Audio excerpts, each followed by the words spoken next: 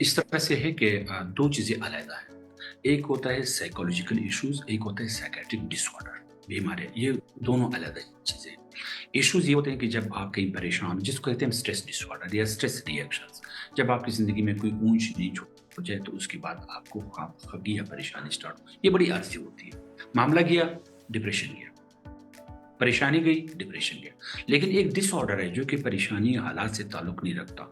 Without any reason आप अंदर से गमगीन होते हो, मायूस होते हो और ये तमाम चीजें स्टार्ट हो जाती। तो ये दो फर्क हो गए जो कि मैंने पहले कहा।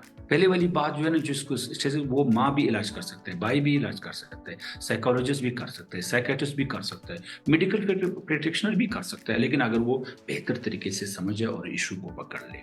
लेकिन जहां तक डिसऑर्डर हो यानी बीमारी हो, जब डॉक्टर डिक्लेयर करे कि इसको ये बीमारी है, जब ये बीमारी है तो बीमारी का मतलब डिसऑर्डर यानी कोई चेंज होना शुरू हो गया।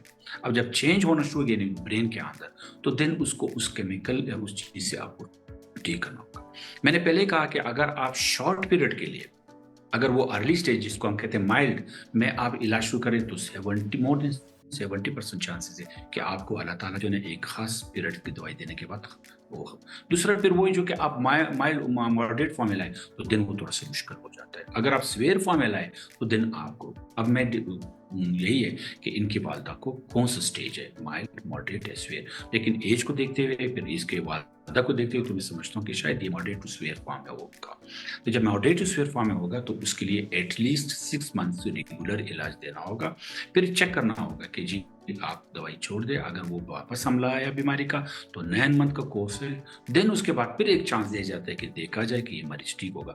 अगर वो फिर भी ठीक नहीं हुआ तो देन उसको 1 ईयर। लेकिन अगर वो बार बार रिलेप्स हो रहा है तो इसका मतलब ये हुआ कि उसकी जो न्यूरो ट्रांसमीटर्स है उसको खुद अपना जिस्म नहीं बना रहा। जब वो अपना जिस्म बनाता ही नहीं तो देन आपको दुनिया से वो दवाई देनी पड़ेगी।